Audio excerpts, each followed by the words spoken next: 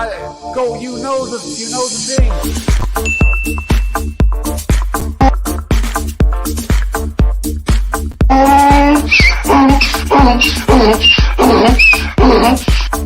Hoo-ah!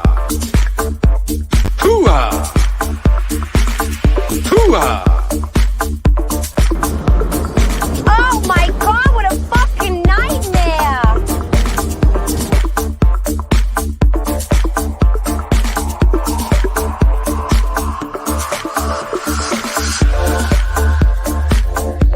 All men and women created by that. Go, you know the thing.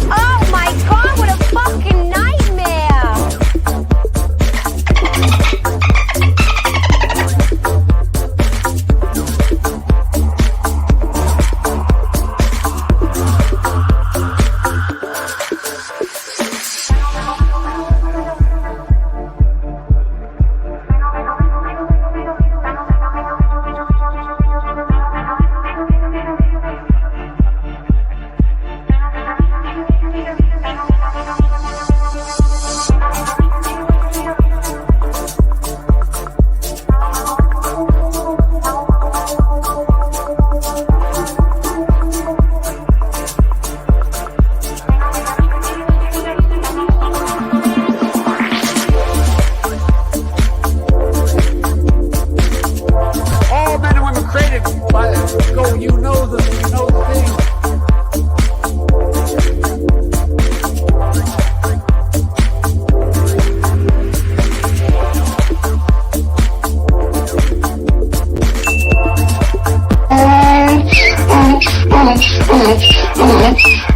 Are you serious?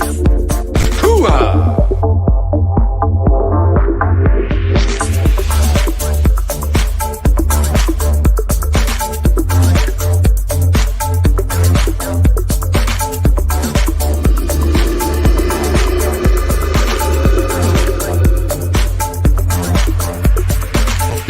Physical and mental filth, my physical as well as my mental fitness.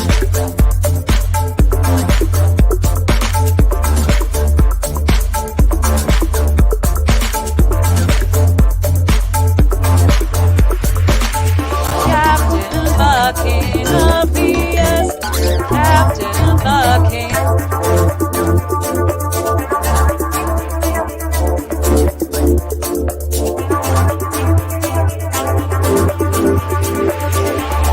Hoo-ah!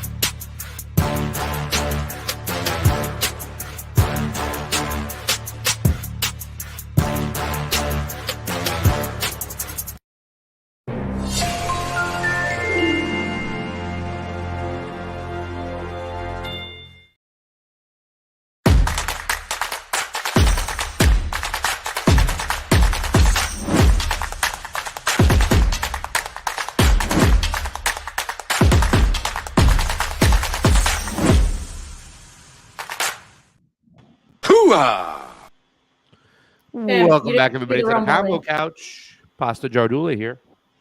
And I'm Fiorella. And Pasta, you didn't send me the Rumble link. It's in the private chat, and I think your phone. Check your can't access it. microphone. I'm going to send it right now. You're right. I'm over here. I'm moving. You know what I'm saying? Now it's in your Twitter DMs. Thank you.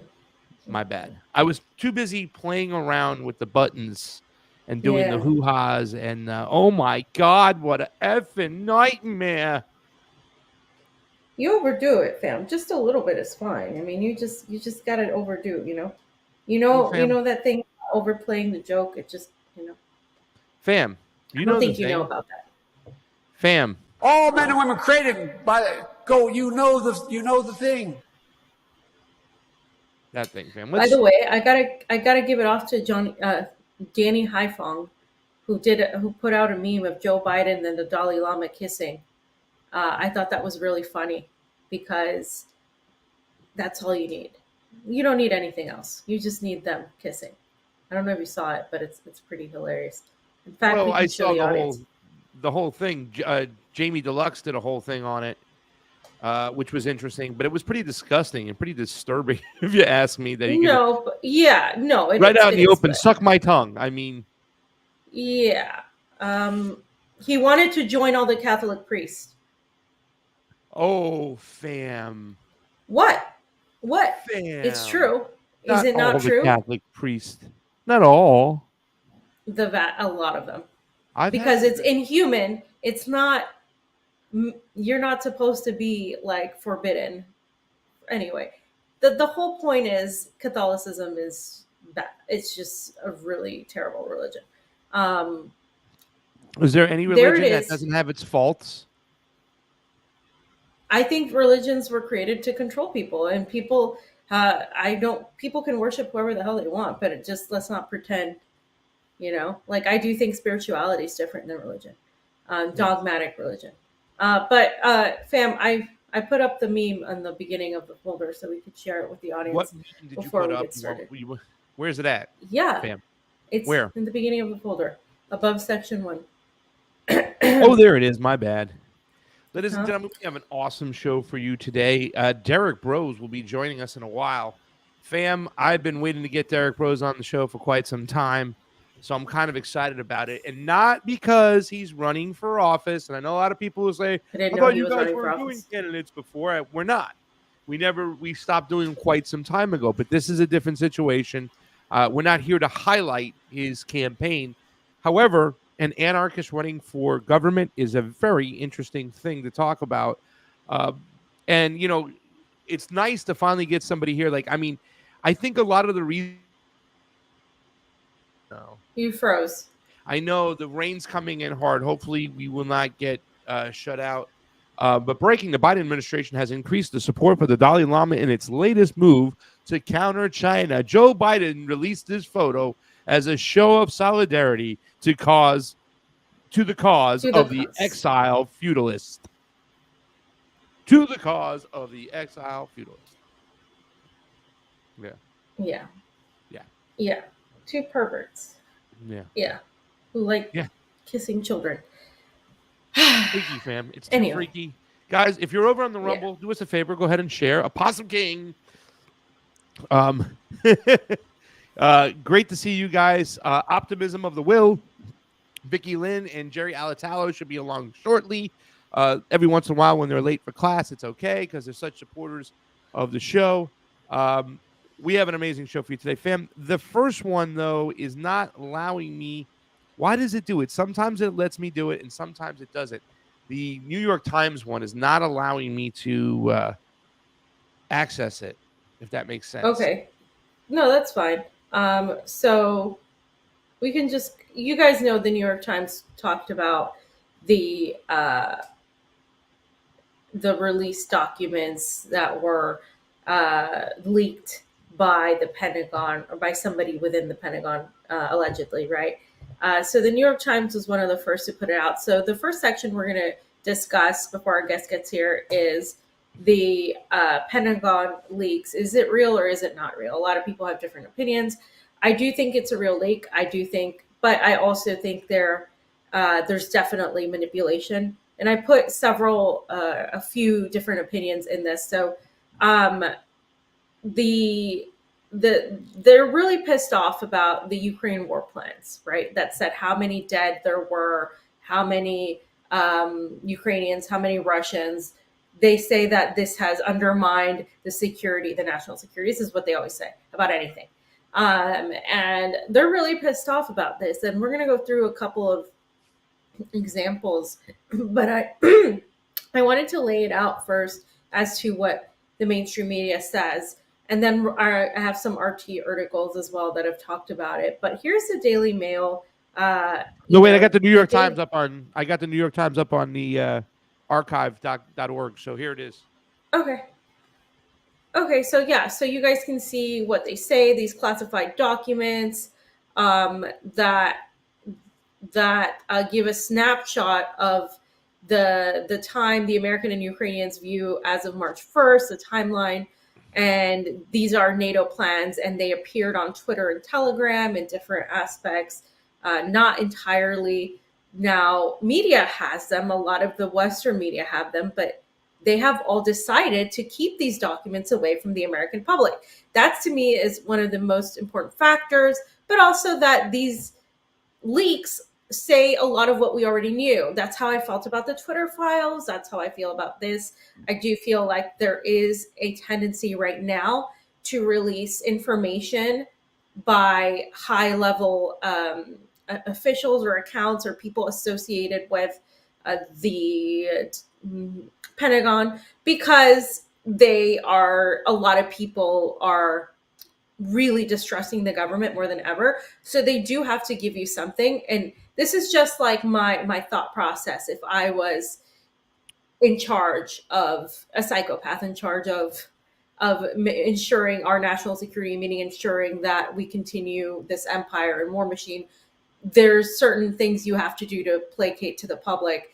Now, what has been released seems to be actual material, right? And according to the Pentagon, they're investigating who may have been behind the leak. And the military analyst said the documents appear to have been modified in certain parts from the original format. So they're trying to sort of say, well, they undermine our security, but they may have been modified and blah, blah, blah. So that's just what the New York Times talked about in the article. But I do want to move on to the other one. Did you have something to say on that, Pasta?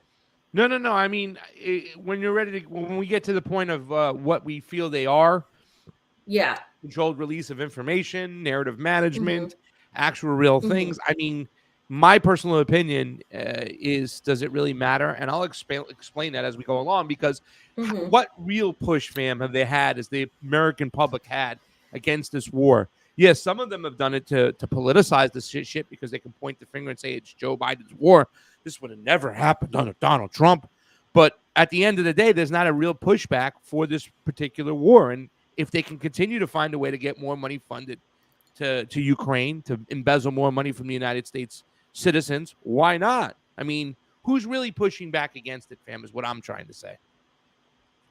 Yeah, and well, one of the big reasons why this was seen so negative for the Pentagon was that they predicted that Ukraine's air defense system would be exhausted by the 23rd of May, which is a little over a month away, and that this would allow Putin to send fighter jets, and the $2 billion in U.S. aid would just not be enough to continue Ukraine's supporting Zelensky's army, in spite of literally everybody in the West giving them money, every NATO entity. So that's kind of what really did it for a lot of people. That's a really big deal. But we've been talking about this for a while. So have people like Scott Ritter.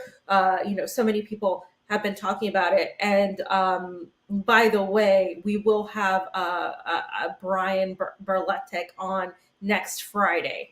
Not this Friday, but the following Friday.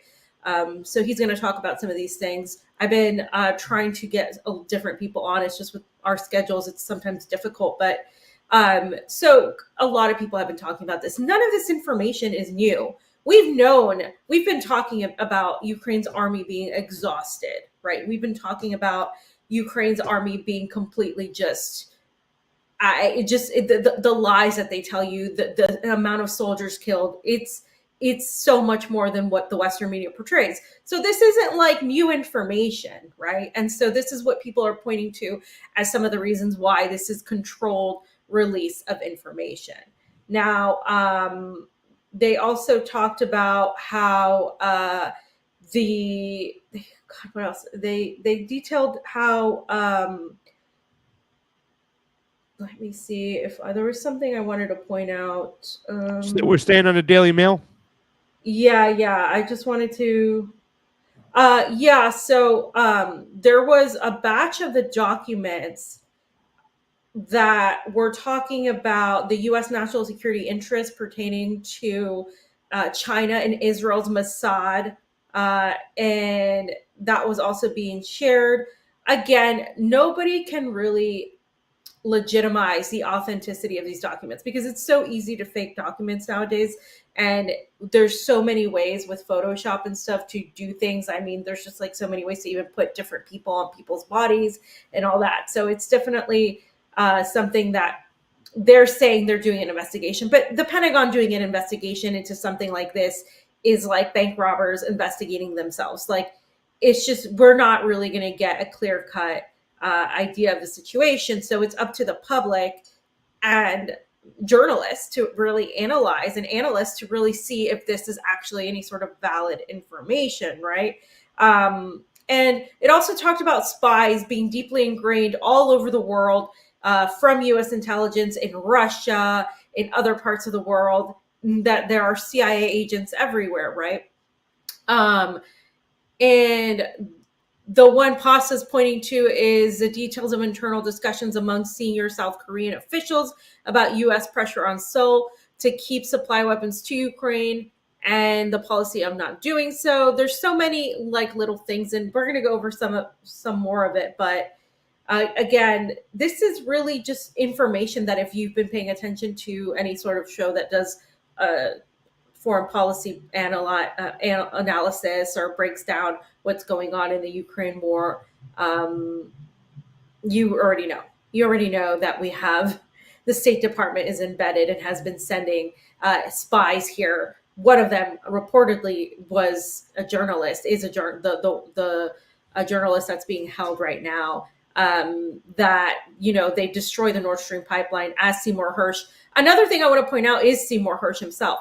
The way that the establishment reacted to Seymour Hersh's findings and how he was told by a source, and he wrote all of this out in an article and assessed everything he assessed about who destroyed the Nord Stream pipelines, with Norway having its role, with the UK having its role into really blowing up these pipelines under the guise of just military exercises.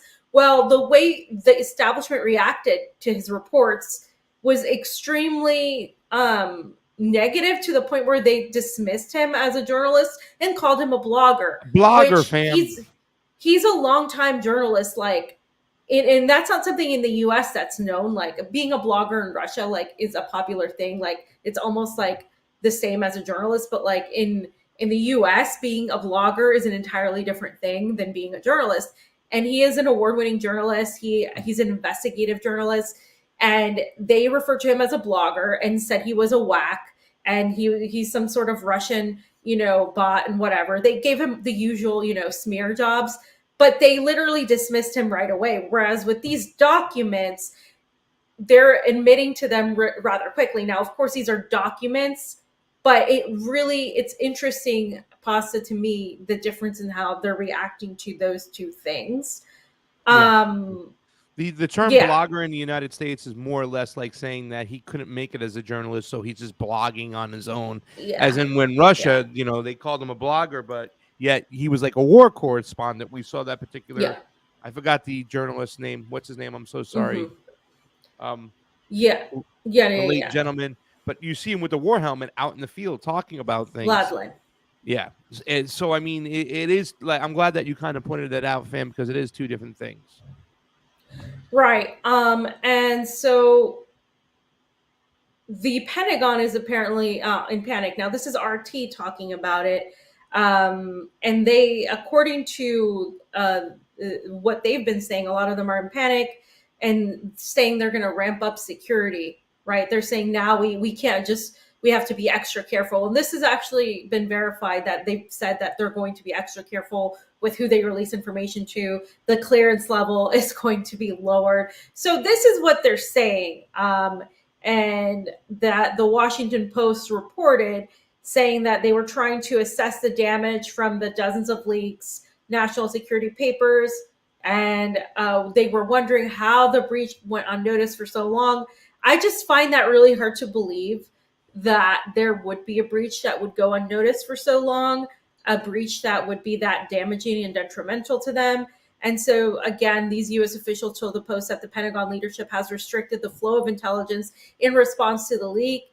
And it's a high level of panic among the top brass, and that they were stunned and infuriated by all of this. I mean, I just don't know how that could possibly happen at this point. So I just have a really strong doubt as to how they could be stunned. Like, I do feel like obviously this had to come from somebody within in order for that to be true, right? You can't, if you're stunned that this could happen, it's because you have a small circle and somebody within that circle breaks. And the way they do this, because this is how any sort of organization really that wants to be successful in covert functions, they have different groups, and they formulate these different groups to where it's so if one person lies or something, you can still find ways to protect the information from the other cadres, so to speak. And this is how, like, pretty much it's actually mimicked from a lot of like left organizations, the way they do this. And so it's really weird to me that would happen unless it was somebody, of course, from within the Pentagon.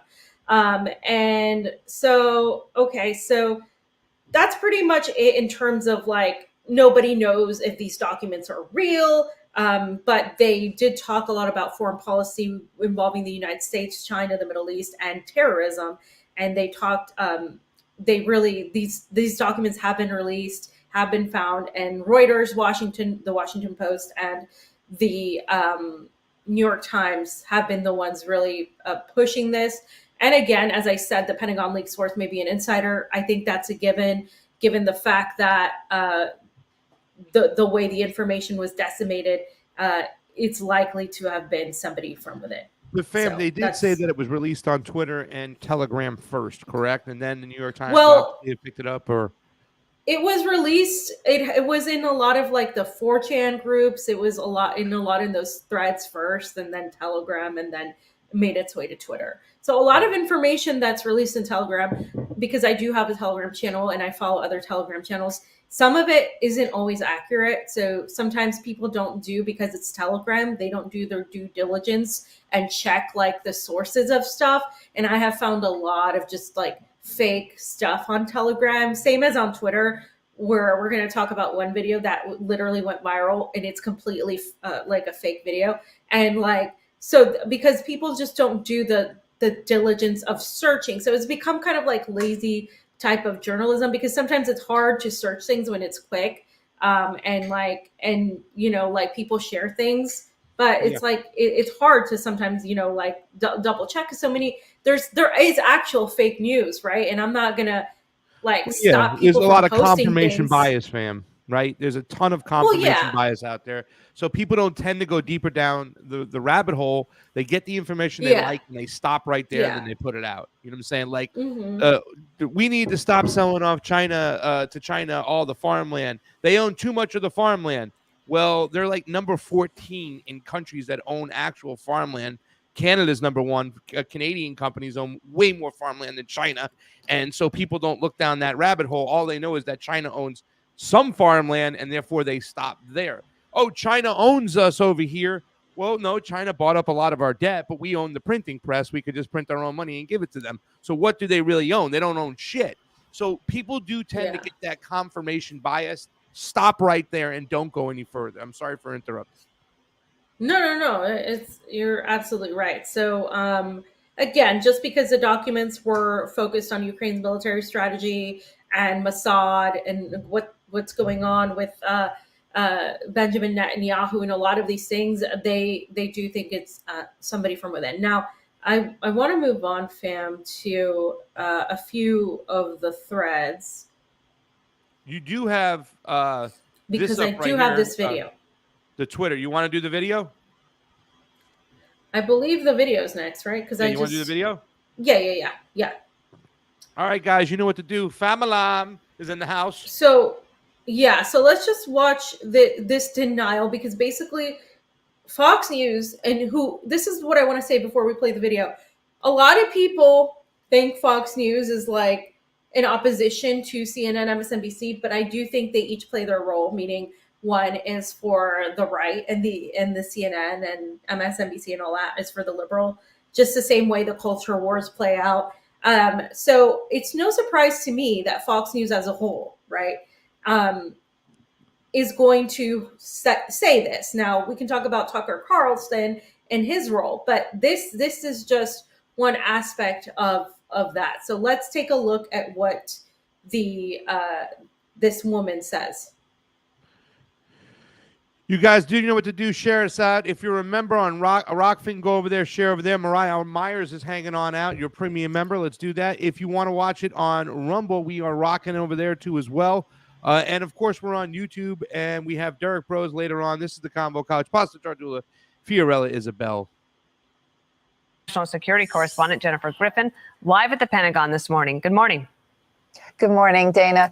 The revelations have sent shockwaves through the Pentagon and the national security establishment, and sources tell me could be worse than the Edward Snowden leak because of the real-time effect on allies, their trust, and the war in Ukraine. Fox News has agreed, along with other news organizations, not to publish the leaked, highly classified documents, which were discovered last week. Details about the scope and scale of the leak remain sparse.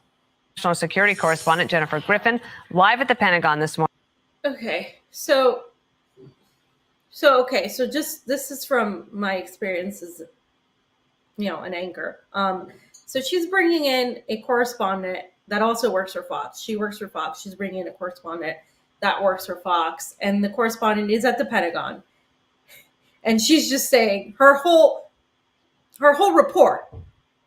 The extent of her report is to say, essentially, for the most part, I know there's more. The extent of the report is to say, we're not going to release the information on this. We're not going to release the documents. We've decided, a group of us have decided not to do this. Your job as a journalist is to give this information to the public, even if you say, we cannot at this moment verify if these documents are 100% authentic. So these alleged documents allegedly say XYZ about the Ukraine conflict, about Russia, about everything, right? These documents allegedly say that. You can say that. You can have a whole report on that. You're fine, because you're saying these documents allegedly say that, blah, blah, blah. But why would you, as a journalist, because I know this isn't them, this is Fox News Corporation controlling what they're allowed to, and of course they're going along with it, but that's part of it, right? So we can't release these documents. We've all come together and decided we're not going to release these documents for the public because of the just the level of threat to our national security. And also, by the way, Pasta, the comment about these being worse, potentially more dangerous than the Snowden leaks, to me, that says a lot, right? Because Snowden's leaks were absolutely monumental. And this is why Julian Assange is literally in prison right now, where we not celebrated, but literally condemned 4 years since he's been in Belmarsh. And there's been 4 years since that. And even before that, people have been, pushing for his release. But you put that next to, WikiLeaks and the releases that happened during WikiLeaks and why Julian Assange is in prison. And you start to think, like, how could this be any more disruptive when it's already what we know? So I'm just questioning a lot right now, because that seems to me like some sort of talking point that you were given. just as somebody like, these are worse, potentially worse than the Snowden leaks. I really don't see it as being worse, because with Snowden's leaks, it was information the public had no idea about. It was information that really, for a lot of people, it really put, that's some of the reasons why we're all journalists, some of us, because it's like, it really shed a light onto what our government did. But for this, it's like, yeah, we know Ukraine's army is like, so it's just weird to me that they're saying that. I don't know if you have something to say about what you said. I think a lot of us, when it came to the fact that the NSA was spying on us more than they're spying on China and Russia, a lot of us suspected, but there was no proof whatsoever. One of the biggest, hottest takes away from these leaks, right? Did these leaks talk about also the fact that there were NATO troops inside of Ukraine? Well, we've already saw video on that. We've seen actual video a year ago on that. So it wasn't a surprise whatsoever. A lot of people can say that collateral damage was something that they assumed happened, but they never saw it with their very own eyes. So to me, to say that these leaks are bigger than Snowden revelations or Assange's revelations, it's just, to me, is a crock of shit. But it's something that somebody will go ahead and repeat and say regardless. I was on Misty's radio show the night before the Assange event, which was crazy, fam. I'm sure you heard about it. But in between one of the breaks, Patrick Henningsen, who's been on both my shows, both these, and talked about several things. I love his insight. I met him at the Rage Against the War Machine, but he had even said in this little clip in a commercial that it looks like this is a little bit of a red herring, and that's a little bit of a fugaziness. A lot of people feel that this is a controlled release of information so they can then pivot over to Taiwan, find a reason to kind of exit out of there. Remember when we have the Afghanis papers that eventually came out, and they said it was all colorful graphs and everything, and lawmakers kept on signing off? I think they're trying to throw something out there like that so they can indeed, in fact, pivot over to Taiwan, and this would look like it'd be a great excuse to do so. So therefore they don't get themselves in trouble, as much trouble. Like, we had to. Look what's going on. We got our secrets got exposed. Now Russia knows what's going on. We have no choice but to get out. And not even pivot to Taiwan only, but like to be able to control the release of information to the public, right? Like the fact that, now we can't allow this, even if it's not very much that we didn't know. And I think the way this anchor and this correspondent release the information just shows that, like, they really don't know. They're just saying these things. They don't know what they're like talking about. Like, they literally don't have information. They're just being told to say this. And so to me, first of all, that depicts journalism is entirely dead in the United States. I mean, you can't tell me that if Julian Assange had got a hold of these documents, that they wouldn't be released. You know what I mean? Like, that's the difference between that journalism, which is journalism, and PR, because they're basically trying to cover the tracks or trying to form a certain narrative. I would say rather form a certain narrative, an agenda for the State Department, for the Pentagon. And that shows you that journalism is dead in the United States. For all the times the United States says, Putin is a dictator, Assad's a dictator, Russia is China, they're dictatorships. Well, okay, but like, even if that were true, what are you doing right now with any sort of information, which, by the way, we already knew, right? So, and one of the last couple of things before we bring on our guests that I do want to go over is Denis Pushilin. He is the head of the Russia's Donetsk People's Republic, or the DPR, and he has his doubts about the authenticity of the documents. He looks at them as sort of a red herring that could be an attempt to actually mislead Russia. And he said a number of countries, well, this is in the RT article, if you click on that. So a number of countries have since started to doubt the authenticity of the leaked documents, including Ukraine, which has portrayed them as a Russian ploy to derail Kiev's planned counteroffensive. Others have pointed to inconsistencies and inaccuracies presented in the files. Nevertheless, the Western media seems to be actively trying to create, and this is a big part here, an information tsunami about the topic, according to Pushilin, who suggested that it could mean the leaks may have been deliberate. He said, who knows? This could be the preparation of the global community for a possible reduction in support for Ukraine on the eve of the highly publicized counteroffensive by the Ukrainian armed forces. This is what you were alluding to, Pasta. They have pretty much lost this war. We've talked about this. So they're trying to sort of reduce this support for Ukraine. He also said that regardless of the content or the true intentions of the West, Russia's task is to continue working and not respond to the provocations. He added that if the West was trying to mislead Russia, it would not succeed because the bitter experience of our interaction has taught us to treat everything with a significant amount of skepticism. Okay. So, yeah, so that's something, that's a breakdown that I saw that I could really, I think, points out to the valid questions in these documents, that why are they trying to make such a big deal of this? This, oh my God, when does the Pentagon, when does the State Department ever admit to being fooled like this, right? Yeah. It's just that something just does not sound right to this. And I'm asking people, of course, to draw their own conclusions, but that is my conclusion. I do think it's wrong of them to hide it from the public, but I do think they're doing that. They would do that anyway if it was something real or not, but I don't think they would make it such a big deal if it wasn't. And so this is another take that I saw, that this person, professional hog groomer or Biden marksman, says that far from being an embarrassing breach of sensitive intel, this leak has all the signs of being a deliberate disinformation operation by the U.S. Here's why. And then he goes on to talk about this. You guys should go on the thread, but I'll read a little bit of it. He says, he talks about where they appeared. They appear on 4chan, Telegram, and Twitter.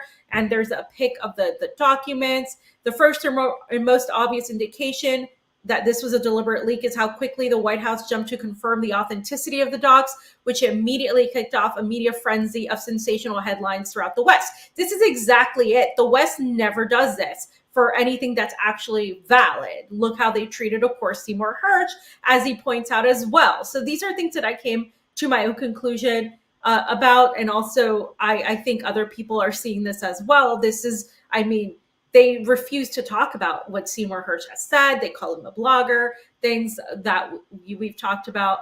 And many of the documents, he says, appear to relate to logistical planning around the rumored Ukrainian spring offensive, which includes an assessment of total war losses by both sides to date. And so you can see that the total assessed losses, Russia moderate, it's Ukraine moderate. And I do think, those numbers might not be exactly they're accurate. Completely wrong. If you believe anything that Scott Ritter or Douglas McGregor has to say, 16 to 17 and a half thousand. Yeah, that's like, you're just kidding yourself. Unless they're that naive, they're just fooling themselves. Yeah, because it's actually reverse. Yeah. They're saying there's been more losses by Russia and than Ukraine, and that's just not the case, guys. But as he says, the leaked documents estimate Ukraine's losses at only 15,000 to 17,000, a number that is far below what the EU itself publicly admitted was the case last year, shortly before hurriedly retracting. So remember, she retracted Ursula von der Leyen. But Ukraine's proxy war logistics aren't the only docs that were supposedly leaked, with other content pointing towards a much broader attempt to implicate several U.S. allies in a secret military. Hold on, I was reading it 1 second. Oh, I'm sorry, my bad. Fair. In secret military deals with Russia, one of the more interesting targets appears to be the UAE. And then the other thing I want to mention about that. The Emirati government. Yeah, so it says leaked docs imply that UAE is deepening ties with Russian intelligence, a claim the UAE wasted no time in categorically rejecting. And so why would the UAE be a target for a U.S. disinformation campaign? Well, because of a few reasons. He talks about the Syria UAE meeting, which is a completely valid assertion. The historic diplomatic relations between the KSA and Iran, So this is again, this is in the OPEC stuff, right? So these are very valid points as to you can't just take leaked documents and not look at the geopolitical context of everything that's implied. So more info on that, we'll be following that along, but I don't think that documents are necessarily illegitimate. I think they were real leaked, but I do think they are not telling the truth 100%. I do think they're controlled information, meaning that information is real information that the Pentagon has, but it's not 100% accurate, and it's being released for a specific narrative to be formed by the public. And it's a form of narrative management. I don't for a second think that they're just willingly creating the sensationalist headlines and saying, oh my God, these are a big deal, if they actually are a big deal and if they aren't actually prepared to release them. So. All right, fam. Let's we have our guest waiting. Let's bring him on in because it's a pretty interesting guest, fam. I know we started this show a long time ago where I think a lot of our focus was on foreign policy because we were involved with the Bernie Sanders campaign, and a lot of our friends in the progressive movement did not know about foreign policy, where me and Fee had a very big interest in it. So we said, all right, well, if we start a show, we're going to bring some real news to the table. We're going to bring some foreign policy information and discuss it with our friends. That'll be a good thing. Also, I think there was a sense to say, okay, we have all these progressive candidates that are running within the Democratic Party, because at that time, our mindset was we're just going to overwhelm the system. We're going to bring our candidates to the table. We're going to run them for office. They're going to win, and that's it. But then our lives crazily changed as we went and did these things, and we were able to give a lot of grassroots candidates some time, some airtime, some questions, a platform to speak, a platform to discuss things. We found out that the election system is really out of whack and not fair. And that's why so many of those old school establishment Democrats still have their jobs despite their awful approval ratings. So then we came to a point, fam, where we stopped having candidates on. We're like, all right, we're done with this. You can't win within the Democratic Party. It's ridiculous. Stop it. What's going on?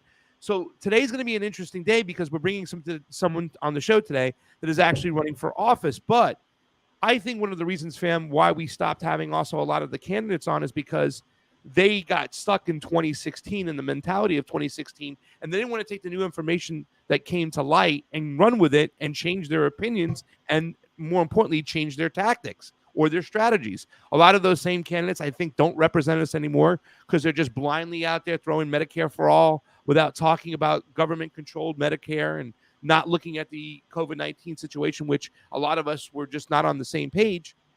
But this candidate, that's this guy who's running right now, and I'll let him explain as we ask questions about who Derrick Broze is a little different. He's a little special. I think he does represent a lot of what I feel.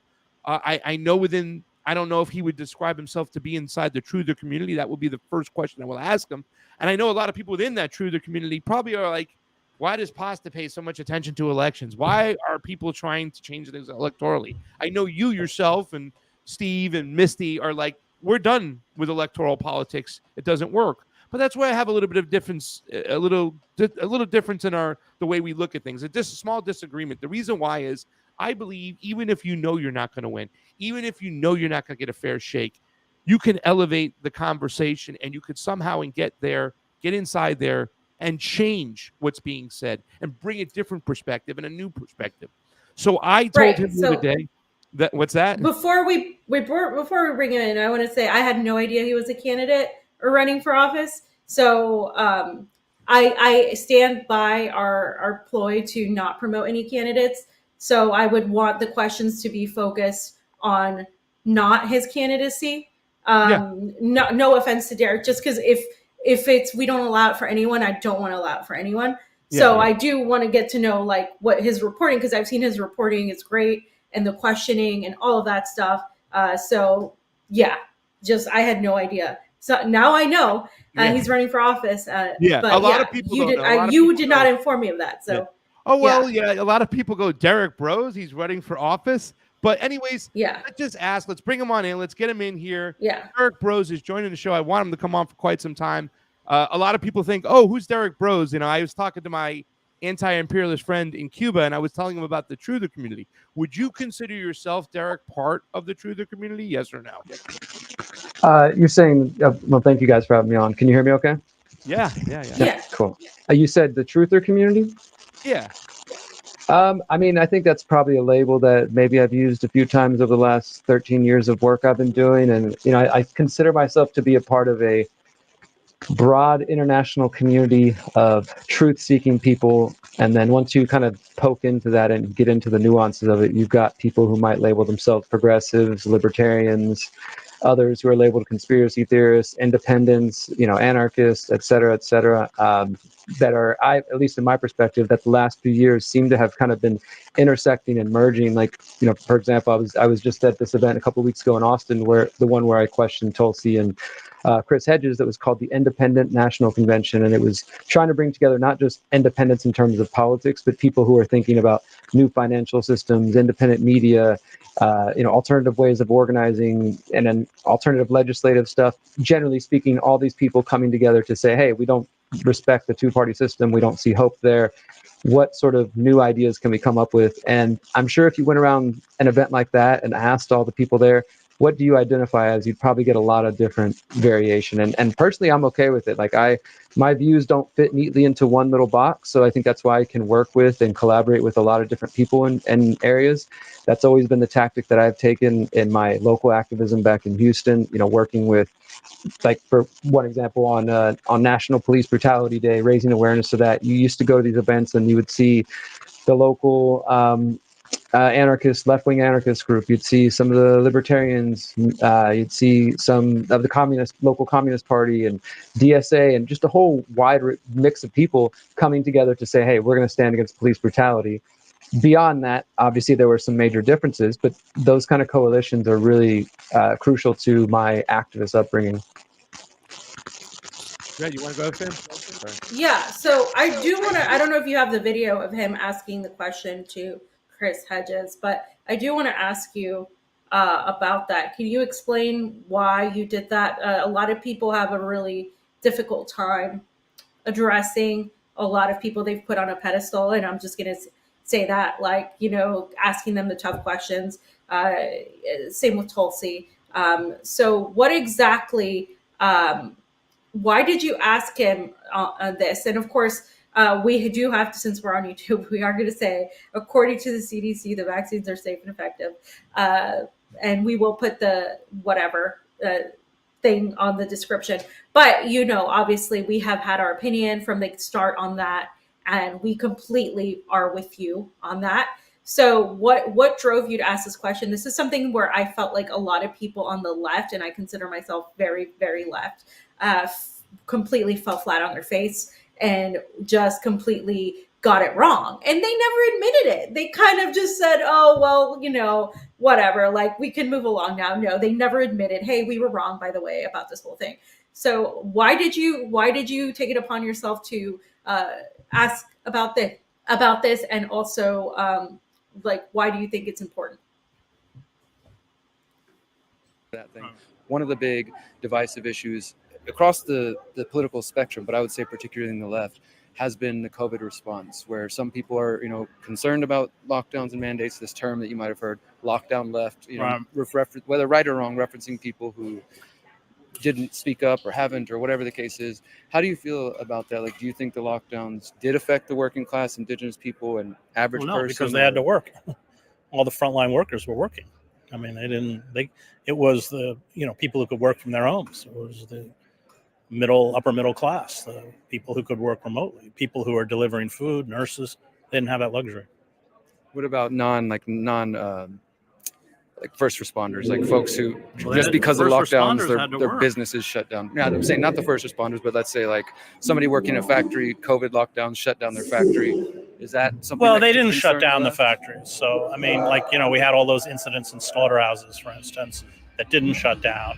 And then COVID, you know, spread throughout the factory. I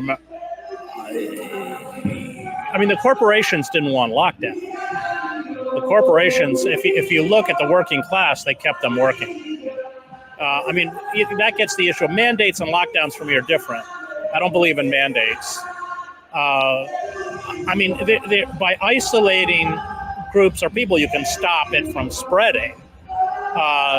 I think that's different. I mean, you get super spreaders. We had one at the White House. I mean, so there are steps that people can take to mitigate the spread of any virus.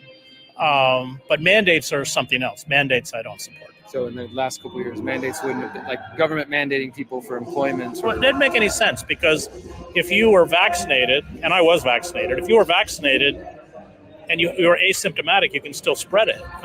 So why is punishing somebody who wasn't vaccinated? And then, of course, if they get COVID, they might as well have been vaccinated. The whole thing was kind of nutty. One of the concerning things to me about this is that, like you were just saying, as far as you can still spread even after getting it. But of course, plenty of people, including myself, were censored or banned for reporting on that. Right. And then people like, which I would like to point out, Derrick, before we get your opinion, that was the biggest sin, the most harmful thing to society, was they openly silenced people like us across the board. I was thrown off stage from speaking at a Medicare for All rally because I didn't believe in like the standard state-controlled Medicare. I had a libertarian point of view where I wanted funding to be provided, but I didn't want anybody to be faced with a choice. You lose your job if you don't take this shot. Any vaccine across the board, not just this vaccine. But it seems to me that Chris Hedges was okay with saying, I'm not for mandates, but he was okay with lockdowns, and he was okay with, not admitting the fact that this did hurt a lot of small businesses, because a lot of small businesses just never opened back up, and a lot of people never went back to work. Your thoughts? Yeah, well, to the first question, why I thought this question was important is because I think, like many people out there, Chris Hedges over the decades has been somebody of inspiration. When I was just getting into my activism, it was 2009, 2010. And shortly after that, we had the National Defense Authorization Act during the Obama years, which codified indefinite detention of American citizens. And Chris Hedges was one of the people who filed a lawsuit about that and took it all the way up to the Supreme Court. And so I very much have respect for him about that, as well as other issues. And I also noticed his silence during COVID on particularly the COVID authoritarianism around the world that came in different forms, including lockdowns. And now at this point, we have so much data about the impact that lockdowns and masks and things like that have had on children, as well as I mentioned to him, the indigenous populations, the working class. And I don't really get or buy into his answer, at least not in whole, that the corporations wanted people to work. I mean, maybe you could look at some examples, but as you said, there's clear examples of small businesses all over the world, all over the country being shut down, and they weren't able to provide themselves, while big stores like Walmart and others were allowed to continue to operate to some form or fashion. So I was hoping to just kind of poke at him a little bit and see if he did have some feelings and thoughts that maybe for one reason or another he hasn't expressed. And in the full interview, which goes beyond that, that part we showed there, he says that he was vaccinated himself, and he chose at least one time. I don't know if he continued, but he said he got vaccinated. He also acknowledged that he had friends who were unvaccinated and that he supports their right to not be vaccinated. And then when I kind of pushed a little further, it's like, what about the pharmaceuticals funding the media and this and that? I mean, and he kind of laughed it off and said, yeah, I don't trust them. And so in my mind, there's a pretty big disconnect between part of his thought process, which is like, yeah, I don't trust these big corporations and big pharma.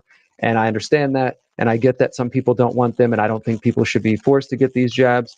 But there's to me, that should lead to some more questioning of the overall narrative in different ways, and not just kind of like he was repeating some mainstream talking points there as far as like the spread of COVID and this and that. And so if there was more time, this was at the end of an event after he'd given a speech. And I said, all right, just 5-10 minutes. I'll just ask you a couple questions. If we had time to go more in depth, which I hope we will in the near future, then I would like to press him further on, let's get deeper into these issues. Let's really dissect it. Cause I don't want to turn a short interview like that into an argument by trying to make, well, actually, I did want to counter him a little bit and get him to maybe think about it. But ultimately he said what he said, and he seems to have some awareness that people should have the right to not be jabbed, but a total blind spot as far as I'm concerned for the way that the lockdowns impacted people of all across the spectrum, especially low income folks.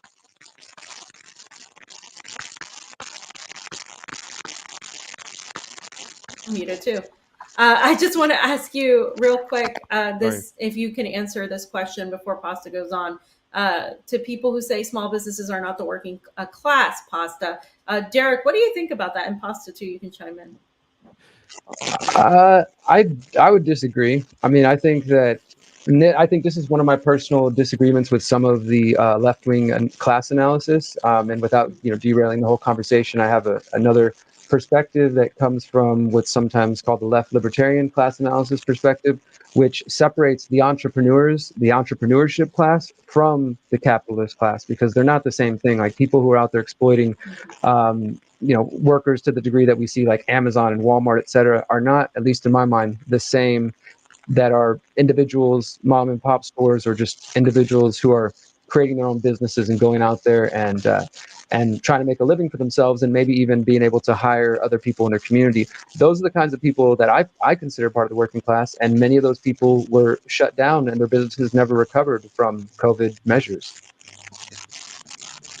By the way, I was making a comment. I was muted last time too as well. And thank you for that answer too as well, because I guess in Brazil when I was talking about, I'm like, that's the owner class. It's not like the executive class or the upper class. Small businesses are a thing. In China, they have a ton, way more small businesses than we do in the United States per capita person. That's another argument in itself, another discussion. But I just want to move on to this one point that when it came to T-Lab, right? You write for Last American Vagabond. That's where your latest article is up. And I also have the Reuters article as well. So let me know which one you want to go to first. Well, a lot of people would say, when I was asking my friend, do you know who Derrick Broze is? They're like, no, I don't. I was asking Wyatt, or, who just learned about T-Lab and whatnot. And I said, well, I guess you could say he's part of that truther community. He did a lot of great work on exposing the Mormon church in Utah back in the days, some of the sex scandals they went through, or ties to the Mormon church. And people automatically think for a second, well, that's that kind of like right-wing, alt-right, tinfoil hat kind of thing where, T-Lab talks about the WEF, and, Jason Burmis talks about, the global governance that's coming apart. But the work you did was so thorough and so out there. And that's why I was so excited today to show FAM the article that you had written about the GMOs inside of Mexico when it comes to corn, and what AMLO has done and the government has done, and saying to Monsanto, get on out of here. So that's why I consider you more than just a truther in the truther community, because they tend to stay in, I guess, looking at the bigger picture. They don't get into the small micro parts. And when me and Fee go down to the global south, we talk to the actual, citizens down there, and we get a feeling about what's going on the ground. This has a lot to do with the actual state and what's going on in Mexico. Why don't you give a little bit of insight about what this article is about and what you discovered and what's happening, more importantly, in Mexico? Yeah, absolutely. I just wanted to say one other thing before I get into that, just to your last point there. The interesting thing about this whole conversation about, the label truther or leftist or conspiracy theorists and all these different terms, as I was saying earlier, all of my work for the last 14 years has been trying to work with people from across the spectrum. As an activist, I'm capable of having conversation. Like, for example, I have a radio show here in Houston that's part of the Pacifica network, but half the station wants to get rid of us because we're the people who don't repeat the leftist talking points that we're supposed to repeat from NPR and everything else, right? So to that group, we're right-wing conspiracy theorists. Now, I also have friends who are more libertarian conservative, and some of the points I have, like about my concerns about the environment or this thing or that thing that they're not interested in, makes me a leftist in their mind, right? And it's so silly to me, but I really just don't get bogged down by those kinds of labels. And as far as my journalism goes, I do think there's a distinction between when I'm wearing my activist hat and doing those things, and when I'm doing journalism. Sometimes they cross over, and there's a very fine distinction. But when it comes to any articles, any documentaries, any books I've written, I stand by every single word. Everything is fact checked. Everything is sourced, transcript. Like, I challenge anybody to debunk any of the stuff that I've reported on, including this report. So I just want to make that clear, that even if there's topics that maybe the listener, the viewer isn't comfortable with, like you mentioned, my work in Utah, which is still ongoing, related to a serial sexual abuser that has been accused of ritualized child sexual abuse by the Utah Sheriff's County Office, not my words, their words. Somebody hears that headline and their first thing pops up, like you said, is, oh, that's some QAnon right-wing conspiracy thing, because that's the programming that they've been fed to dismiss those topics. Sure, we can talk about Epstein, we can acknowledge that, but that was just an isolated example. That doesn't happen anywhere else, right? So it's all crazy talk. And I really just hope that more and more people, left, right, center, everywhere, just practice critical thinking. Don't assume things, come in with critical thinking, and we'll be better off for it. I want to say hooray to that, amen to that, because I feel like we're in the same type of waters, right?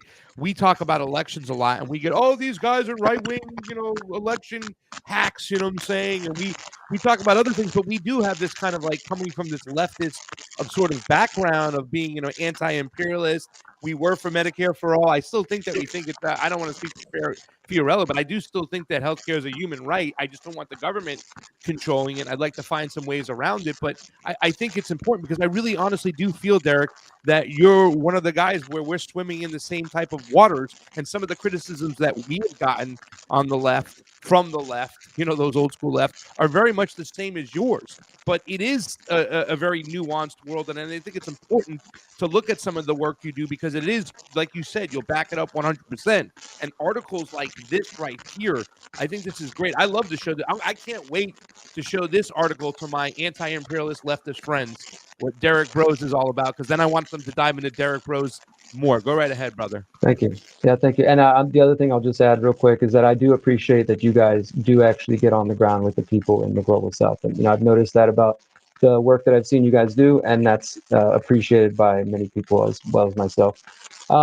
So this article, it's a story I've been following for a year now, but I decided to write an update because I saw a kind of an angle on it that I didn't think anybody else was going to explore, especially in the corporate media.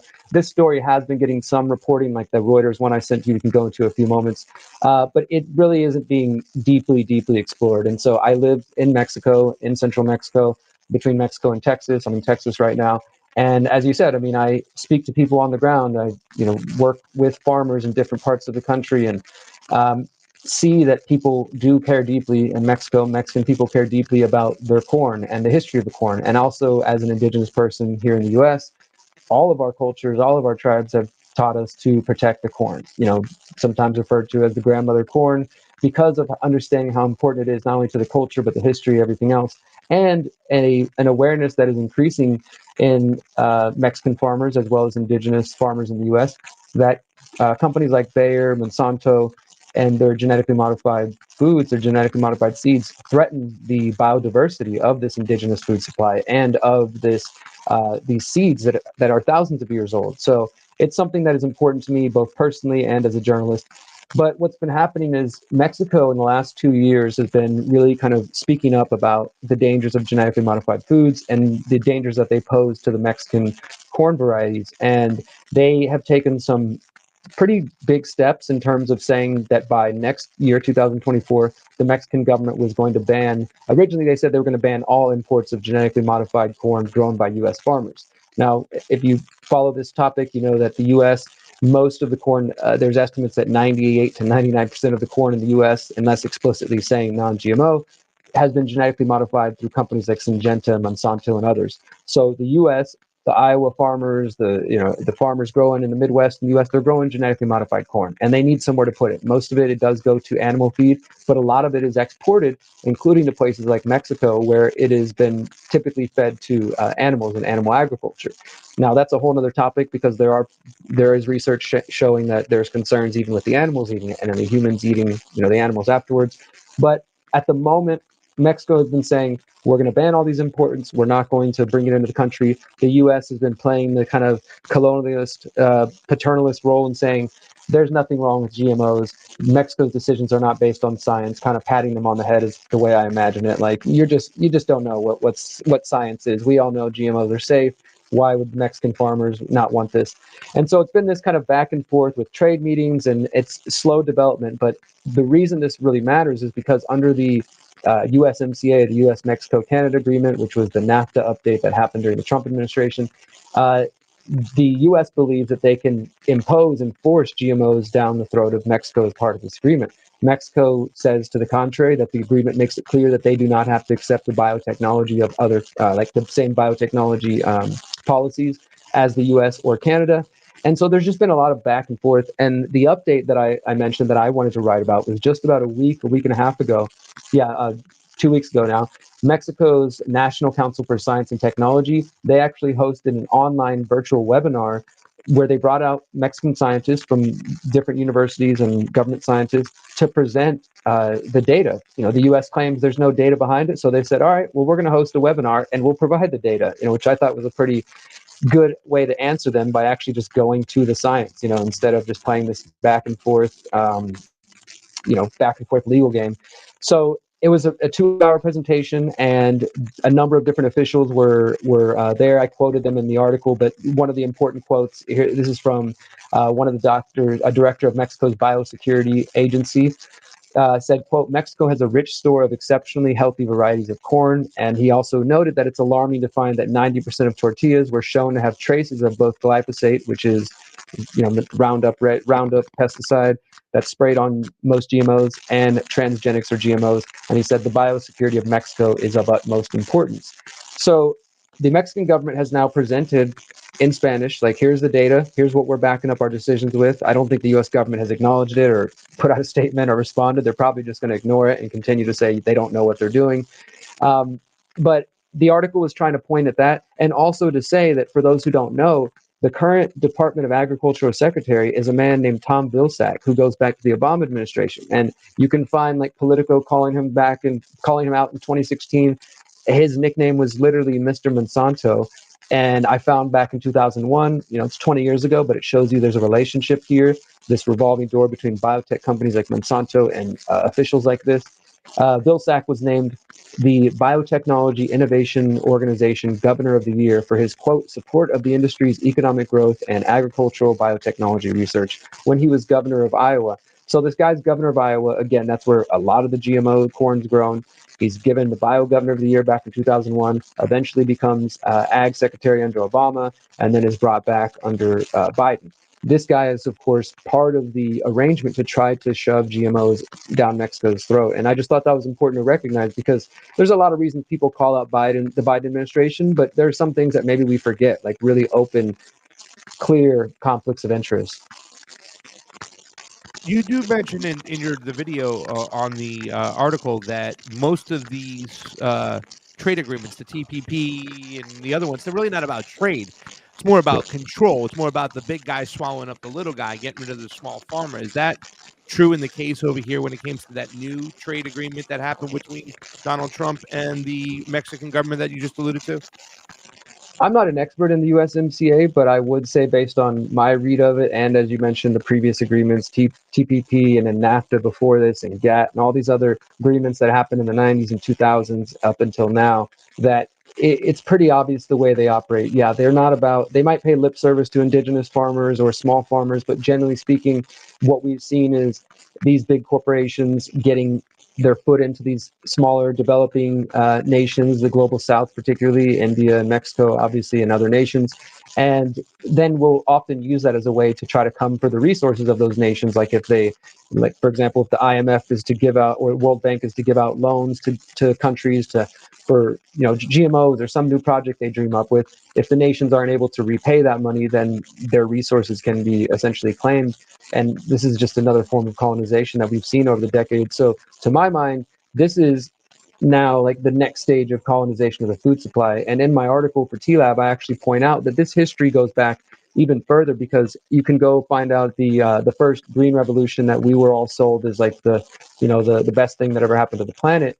It's actually what brought us mass use of pesticides, monocropping, GMOs, and in a large part, at least in Mexico, this was funded by the Rockefeller and Ford Foundations, where they brought down a scientist, a botanist named Norman Borlaug, and they brought him down to Mexico in the 40s and 50s and found these Mexican farmers who are doing indigenous farming that they've been doing for thousands of years, including Chinapas and others, and told them, like, you're doing it wrong. You don't know what you're doing. Here, we're going to just plant one crop, mass produce that, and spray this poison all over it, and we're going to give you these, GMOs. That was like the beginning of introducing this idea. But thankfully, Mexico has largely resisted GMOs. Now, there are definitely pesticides, and there's plenty of Mexicans that have become disconnected from their indigenous ways of growing. I wouldn't say it's practiced everywhere still, but there are still farmers who do have those traditional methods of growing. And the other thing is that Mexico's Supreme Court has actually banned GMOs as well, but one of the flaws of being in a nation that is, I mean, there's benefits, but there's obviously drawbacks as well. A nation that is in that developing phase, or maybe there's a certain level of corruption, where the government can say things or they can make proclamations, but it doesn't necessarily mean it trickles down to the average cop on the street, right, or to the average farmer.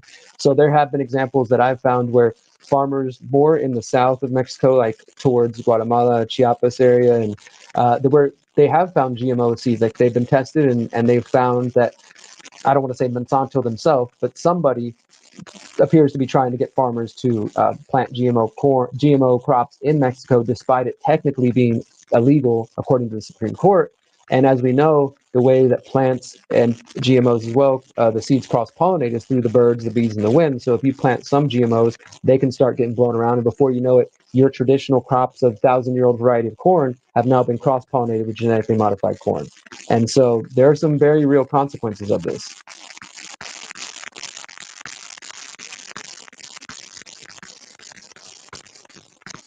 Sam, you're muted. I thought I unmuted. Sorry, I thought I unmuted myself. Since we're on the topic of GMOs and such, I do want to shift to this global agenda, because there is a lot of GMOs going on globally. Brazil has been infested with these multinational corporations during Bolsonaro's presidency, actually, that were trying to really ruin the agriculture there, and other parts of Latin America as well, parts of Africa. So shifting to the WEF, right?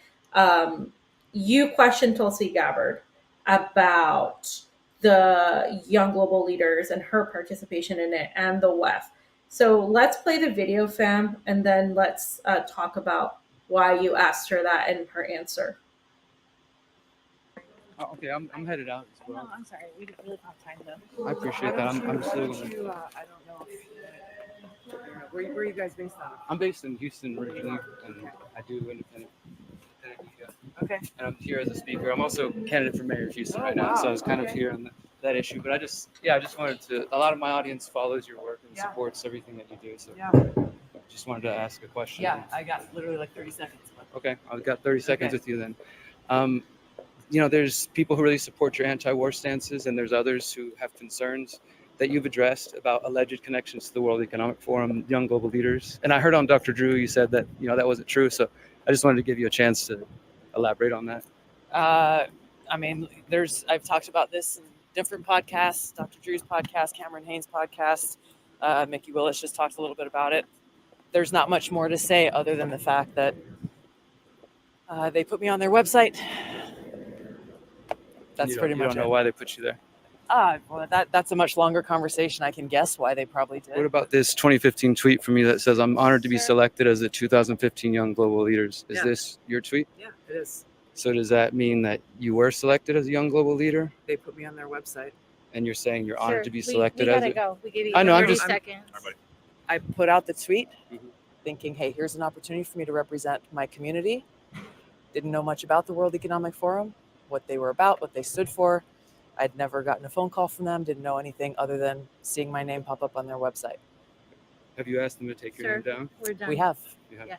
Yeah. Well, Long time ago. I'm just giving her a chance to address it further. Yeah. Well, I've addressed it over and over. I got nothing to hide. I haven't heard much beyond Dr. Drew, so thank you again for addressing that. Have a good night. She's just a different person, fam. Man, she runs. So I just want to ask before you answer. One of her followers and a friend of Pasa has said, and I as well. She has said she's addressed it many times and her answer hasn't changed. You could be upset with her PR team during the interaction, but this also wasn't a scheduled interview or a question brought to her attention during a public forum, so you can't blame them either. What do you say to her answer and also to those defending her answer? Well, I'm not here to tell people what to think, if they want to support her or not. I will say one thing about that is there's an article that's about to be published on TLab as well, where I did a write-up about explaining why I asked this question. And I actually have found one of the interviews that you guys were involved with, Nico, asking her about the CFR connection as well. So the reason that I specifically chose that question, I actually did try to get similar to Chris Hedges, like, hey, do you have 10 minutes? But she at least at this event I was at, was very much a person who, and which is her right to do so, sitting in the SUV till the moment it was time for her to speak, brought her in, then came back, didn't talk to anybody, so she wasn't doing any kind of public stuff. And for me, as far as being a journalist, I usually go for the like, hey, friendly sit down talk. But also, if it's a question I really want to get asked, I have no problem doing what I did there, which is like, all right, I got 30 seconds with you. Let me get what I can and ask what I think is an important question. And I personally am not satisfied with her answer, as I explained in this article that's coming out. She did mention, like she said it on Dr. Drew's podcast, which I had listened to before I asked her this. And I still don't know who Cameron Haynes is, but I went and checked that out after she mentioned it. And she does give a similar answer in terms of saying very much what she told you guys about the CFR. Well, when I became a congresswoman, people reached out to me and they were trying to recruit me and I didn't know much about them, but eventually I realized I don't want to be associated with them, and so I left. And that could be a honest, legit answer. Personally, for me, the reason I did ask that, even though yes, she has been asked, and I know some people got triggered because I asked it again and they're like, she's addressed this a million times, but I haven't seen anybody do what I did, which is actually bring up the tweet where she says, thank you to the World Economic Forum. Thank you, tags the young global leaders and tags the World Economic Forum in March 2015 saying thank you. And then there's another tweet that I found where another young global leader congratulated her and she even said thank you back to them. So there appears to at least be some period of time where she was excited about this and interested in it. And my thoughts are, again, I don't know, I'm not in her head. So her answers could be totally honest and she just was being invited to all kinds of things as a new congresswoman and didn't have anything beyond that. And now the association's over. It never was anything. There's also the possibility that there was a deeper association as somebody. I don't think you just get picked for a young global leader without some kind of contact happening between the parties. Like I've been trying to do some investigation of like, what is their process? Do they have anything listed publicly? Or do any other young global leaders speak about, they sent me a letter and then I go to a meeting or whatever, what's the process? Maybe there is no process and they just throw people up on their websites and they just congratulate them, like she said. But also there's a possibility that she was accepted. She was excited about it. And she did her term as young global leader and kind of moved on. And here we are 7-8 years later, and people are a lot more questioning and skeptical of the World Economic Forum. So now it's like, hey, I want to distance myself from that.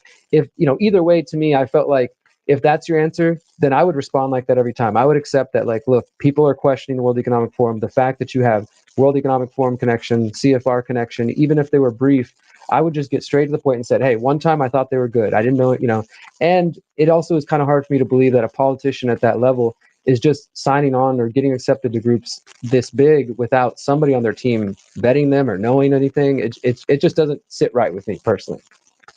I got to be perfectly honest with you. Like, it doesn't bother me that much that she was in the CFR as a junior member, and that she was a young global leader. In fact, I think, though, she should take a note from what you just said and answer that question that way. I once was joined when I was young, a young congresswoman, a young lawmaker.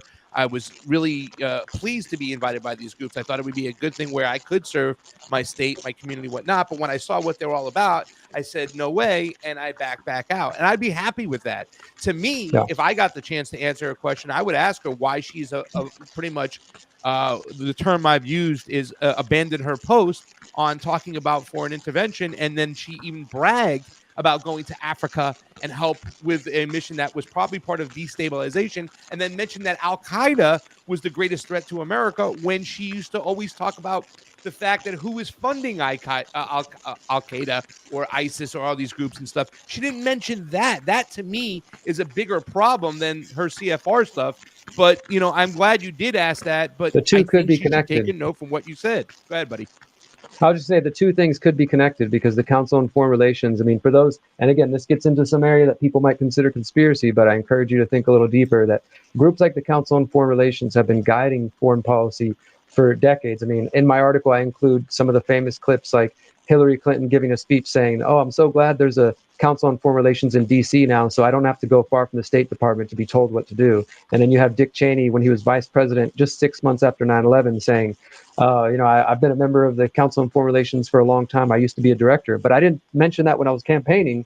And, it's like these people are not just a random think tank of rich old white guys sitting around doing nothing. They But are Dennis influential. Kucinich, right? Dennis Kucinich was part of the Council for Relations too, as well. And I can see Sure. the sense of maybe let me go in there, reason with these people, find out what they're doing, and use that information to move on. So that's why, I like, agree. me We should personally, speak to anybody. Like, I agree. We should speak to anybody. That's one thing I will say that I agree if she's being honest with that, because same thing. If I got invited to speak at the World Economic Forum, I'd go speak and share my message. If I got, I get that sentiment that she has expressed. And ultimately, right, like, it's up for people to decide where they stand. And my question was just really for my own understanding. A lot of the work I do is like, hey, I don't know if I can trust this person. I'm going to go ask them a question and see if I feel like their answer is genuine, or if and then obviously I share it with the world, and they can decide how they feel. Some people didn't like that I asked that. I will mention one other piece that I included at the bottom of the article. Again, don't have like major information on it, but it's something else that people are like, I don't know about her, which is that in 2020, she was transferred to the U.S. Army Civil Affairs and Psychological Operations Command in Mountain View, California, under the 351st Division. And, I point out some connections in there. You can go back and find one of the former major generals of that same division wrote a book called From PSYOP to Mind Wars. Now, it was a paper he wrote for the military. Not saying that has any bearing on her per se, but it could have bearing on the unit she's in. And obviously the name psychological operations tends to set off flags in people. Doesn't mean that we have evidence she's involved in psychological operations with the American public or something, but just things that make people curious. And then obviously she's saying a lot of the right things. And as I said on Twitter, after people were kind of critical of this video, I believe the people who do say the right things are the people we need to be even more critical of, and not just get to a point where we're lazy and we just trust them, so we're not going to question them. And that's just haters saying mean things. Let's not even look into it, right? Sometimes there is just BS garbage out there. Other times, like, hey, maybe we should be curious or skeptical at least. Yeah, her pushing Paxlovid was not one of my favorite moments of Tulsi. That really hurt. But more than anything, her concentrating on the border all of a sudden seems like a dog whistle to conservatives, rather than concentrating on what we supported her for in the first place, which is why there's such a migration to the border, because of our foreign policy. She hasn't said shit about the Renouncer Act when it was there. Even the Squad voted properly for that one. She hasn't said shit about a lot of other proxy wars. She tends to now start focusing on what's going on the border. And if anybody who's doing that, I believe they're gaslighting people and they're throwing up a red herring, because they're not really concentrating on the causality of migration. And that is our foreign policy. And from my personal belief is that she has no right to start that movement and then walk away from it. That's my personal belief. And that's why I am critical of Tulsi Gabbard. However, I do believe she's still better than 99% of the Congress that is there, and I wish she was still in Congress, because we would get some sunlight on a few things, including the Restrict Act. Fam, did you have any more for Derrick before we get his last question and get him out of here? No, unfortunately, no, just because of the time constraint. But I don't know if you had a last question, or we can just plug him in. I do, because Derrick, you claim to be an anarchist. Why the hell would an anarchist run for a government seat? I mean, isn't that the relationship of rules, no rulers? And can give us a reason why. Sure, I appreciate that. Actually, this is what I wanted to make sure to mention just after the conversation earlier. And why would a person who literally has a shirt that says no voting, no violence, no apathy, exit and build, run for office, right? Well, I mean, I do want to say that I'm not running. I'm running for mayor of Houston. Just so we're clear of what it is. And I did this in 2019, and not because I want to be a politician, not because I have a chance in hell of winning. The other people are all four candidates tied to the Democratic Party, raised over $2 million already. The media's, here's the four candidates running. Pay no attention to the 12 people who've actually filed. Right? It's a game that I've seen, that we see on the national level, and I do believe that there's something to be done on the local level. I live in Houston when I'm in Texas, and Houston's the fourth largest city in the U.S., so maybe that's too big. But the reason I'm doing it, and the reason I think it's been effective already before, and I think it will be effective this time, is because nobody in this race, and I think in local elections, really talks about the issues of the kind of things that we're talking about here, or the kind of topics that I think our audiences care about. On local elections, and specifically I'll say in Houston, there's typically like some boilerplate issues: traffic, flooding, reducing crime, right? It's just that very vague, general kind of thing. All the websites look like they were pulled out of a box together, like, here's your campaign website. There's nothing like of substance to any of this stuff. And in a city as big as Houston with 4.5 million people, there are 200,000 registered voters. So literally, like, what, 5% or less of the city. And most of those people don't even turn out during an election, right? So you've got tiny percentage of the fourth largest city in the United States voting to elect the mayor of that city, who then goes and creates international deals and agreements. He's been a big proponent of the Great Reset. He welcomed the director of the World Economic Forum to town. He was a supporter of the Biden Build Back Better agenda, all this kind of stuff. So it's not an inconsequential position, right? But nobody's paying attention and nobody's even looking. And I've been doing my journalism, my activism in Houston for the last 14 years. And I've gone to city council. I've done all the things that we're told you're supposed to do, like go to city council, write the letters, send the emails, right? Speak up as a concerned citizen. I've been there for homelessness, police violence, community health issues. I've talked about concerns on 5G networks. I've talked about a range of issues, and I've been there with lots of coalitions. And every single time I've seen that it's just a waste of time because the council members are either not paying attention. But the crux of it is that the mayoral position in Houston is basically a dictatorship. Houston has the strongest mayoral position in the entire country. It's stronger than any other city. And what that means is that the mayor can decide what issues go on the agenda.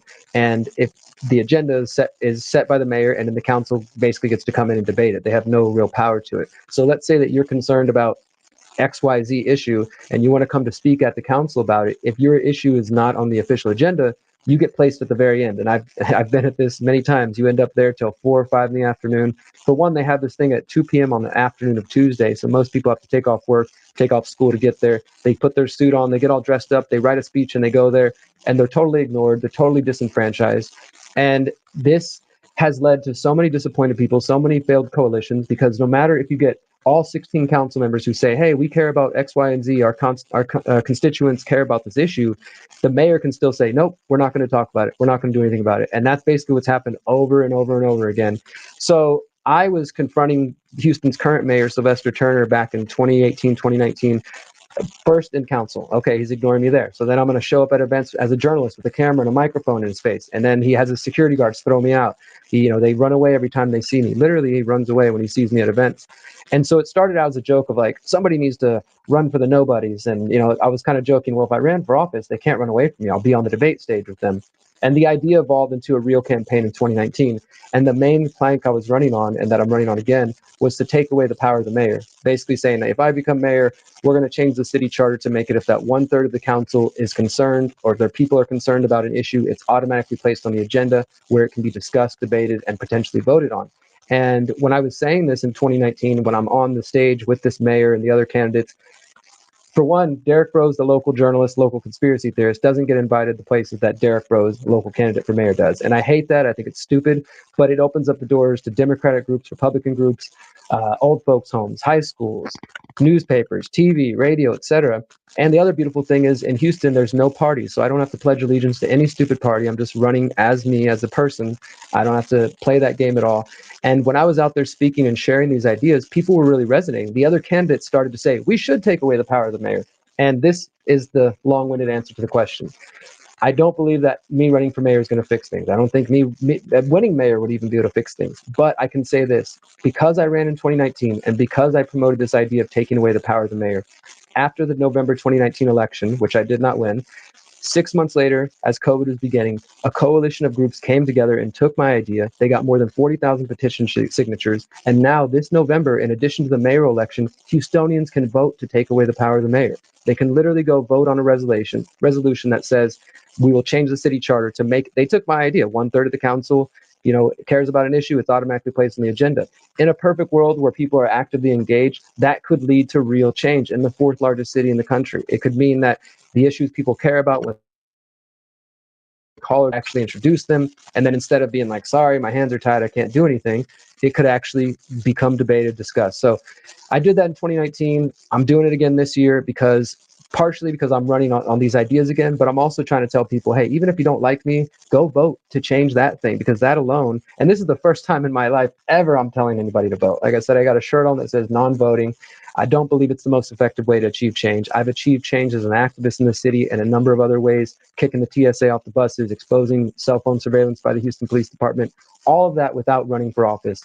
But the fact of the matter is, running for office does open up doors that are not open to me as an activist and as a journalist. So that's why I'm doing it. I mean, like I said, it's a big effort. We're outgunned as far as money goes. But we have a grassroots team that's really coming together. I have a campaign event this weekend. It's really just going off. So I'm not really here to promote that campaign. But if you know people in Houston, if you care anybody, just tell them to check it out. Like, again, they don't even need to vote for me. Just spread the word. The more the ideas get out there, that's how the change, at least in my mind, is really going to be effective. That's why I think it's important for real civil servants to run, because they don't want real civil servants. They don't even want us paying attention to go to the voting booth. But that's why I believe in voting in the whole 9 yards. But one thing though, Derrick, why does your Derrick Broze look a lot like AOC's, writing over there? You said you took like, stuff they take them out of websites that are like the same thing. That Does it if look you like make that AOC's? purple and white over there, that looks like AOC's letter over there. What's going on, Derrick? I have no idea what AOC looks like. We did not copy her. Derrick, where can people find your work? The main place for my website, like my journalism, my books, my documentaries, which are available for free, is theconsciousresistance.com. As Costa mentioned earlier, I write for thelast-american-vagabond.com. You can find my journalism page there. And then if you're interested in what I'm doing in Houston, derrickbroze.com. I appreciate you guys taking some time to talk about these stories and giving me a chance to share my thoughts and ideas. No, Derrick, I am glad that you are running, and I wish I was in Houston, like DC, to be able to go vote for you, because it's amazing. Like I said, a lot of candidates I felt just didn't represent us anymore. They were stuck in 2016, but you are somebody from that community that I talked about, the truth community, or whatever they want to call it. But, like you said, you'll stand behind all your work. It's very nuanced, and I think your voice is very important, and I'm glad you're putting it out there. Thank you so much, Derrick. Thank you, guys. Appreciate you. Thank you. Got it. Fam. It's Derrick, mother effing Broze. How you like them apples? Yeah, just to be clear, we're not promoting anybody's candidacy here. Just out of fairness to everybody we've said no to. But I'm glad we got to talk about his journalism, because I think that's awesome. Anyway, so I don't know if we have time for the last section. I'll just go through it really quickly. All right, let me get it on up really quick. I'm so sorry. I'm just doing this thing really quick here. What is it? Okay. Lula arrives in Shanghai, correct? Yeah, so Lula has arrived in Shanghai. Keep in mind that China is ahead of everybody, right, time-wise. So all of this is like information that is happening as we speak. So Lula has arrived in Shanghai, and we can listen to this little report real quick, and what's really going to be talked about, and why this is really important for Brazil, multipolarity. President Lula will be joined by 40 government officials on a diplomatic visit to China this week to meet with Chinese President Xi Jinping. On the table are at least 20 bilateral trade agreements. Everyone in Brazil knows that commercial relations between Brazil and China were greatly damaged by Jair Bolsonaro's negative diplomacy. Lula is trying to rebuild these bridges and also take advantage of the political conflict between the US and China, since Brazil has benefited in the past from their conflicts. One of the deals that appears to be under negotiation would involve a Chinese takeover of 5 Ford manufacturing plants that were abandoned in 2021 when the company terminated over 100 years of operations in Brazil. Automobile plants always pay good wages for their workers with the best social programs, so the nationality doesn't matter to us. What's important is to come here and give jobs and income to the workers. If Ford doesn't want to invest in Brazil anymore, we welcome China and any other country that wants to invest. Lula will meet with Chinese President Xi Jinping on Friday. Brian Muir, Telesur, Brasilia. Okay, so that's just a really quick breakdown, but I wanted to also give a little bit more information as to really what is going to be talked about. But I also wanted to mention that the U.S. is going to be watching this closely. The State Department is not happy with this. They see Brazil really, they saw Brazil as a potential ally in spite of everything they did to Lula to help get him incriminated, and then he was ousted. This is one of the reasons why that whole theory that Lula's in the pocket of Soros and he's going to do whatever Biden says was completely just ridiculous from the start, because we knew that he was going to get back into CELAC. We knew he was going to promote BRICS. BRICS is a huge part of Brazil's future, its economy. And he's actually just landed. He met with Dilma Rousseff, who's the former president, and she's also going to be inaugurated tomorrow as the new BRICS Bank president. This is a big deal because this is a Brazilian that is going to be the new BRICS Bank president. It makes zero sense that Brazil would somehow betray what is economically expedient for them. So again, anybody saying that, this is fake, that Lula is just in the pocket of Soros, it really doesn't look, it not only doesn't look that way, it looks ridiculous for people to be saying that just based on, again, pictures, right? We can talk about the WEF and all these pictures and stuff, but you have to really do the deeper investigations of the geopolitics of these countries to really understand why that just doesn't make any sense. Fam, by the way, you can see that I'm not following you right now again. They've unfollowed me again on you right over there. Can you see that? Yeah. So I'm going to follow you again. I'm following Fam again. But this is, listen, I've been trying to figure out what a lot of the situation was. I think that one of the reasons why they wanted to put Lula in jail and put Bolsonaro in there is because they wanted to tank the BRICS relationship with China.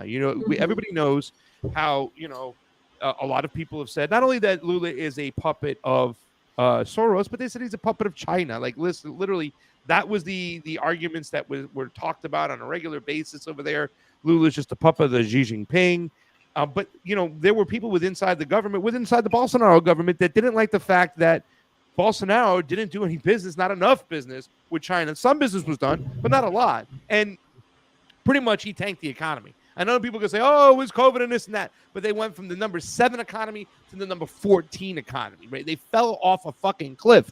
And the same type of reporting that was reported on this election, which, in fact, fam, for this event that I'm going to be at in June 2nd and 3rd, was it June 3rd and 4th? Excuse me. There are going to be 2 people, one from InfoWars, who did some awful reporting. I mean, they did this, they didn't have a clue about what was going on in that fucking election. And another guy who also did some reporting, not a clue of what went on in that election. And the same type of rhetoric and reporting is still going on. And we'll show that in your last clip, in your last tweet of this section. Just keep that in mind. The same shit they were doing when they showed the whole Brazilian Independence Day. Look at this. This is a Bolsonaro event. Look how many people he's drawing. No, that was the Brazilian Independence Day that he went and hijacked and got involved with. It wasn't all people showing up for Bolsonaro. The majority of people showing up for the actual independence. And then they kept showing those same type of shots and saying, look what's going on in Brazil today. Look what's going on in Brazil today. Very piss poor reporting. Yeah. So you want me to go to the next clip over here? Yeah. Well, the next tweet. Yeah. It's So that's all true. And one of the things I do want to reiterate is obviously Lula's going to be there till the 15th of this month. And so many analysts who were writing articles, they didn't, again, understand the importance of BRICS to Brazil and said that Lula was lying when he rescheduled the meeting, where he canceled the meeting. And then quickly it was rescheduled. And a lot of people were surprised that it was rescheduled quickly, because a lot of people said, oh, he's just never going to do it. He's never going to meet with China. He's just, a global Soros puppet. And so, no, they rescheduled it. He was legitimately sick with pneumonia because it was going around in Brazil. And of course, it means that they're eager, right, to get together. This is like a really quick, it's one of the first countries, if not the first, that he's visited during his presidency. And so they're going to focus, of course, on economics, right? Cooperation, trade, investment, the alternatives to the US dollar. This is the trading in the yuan.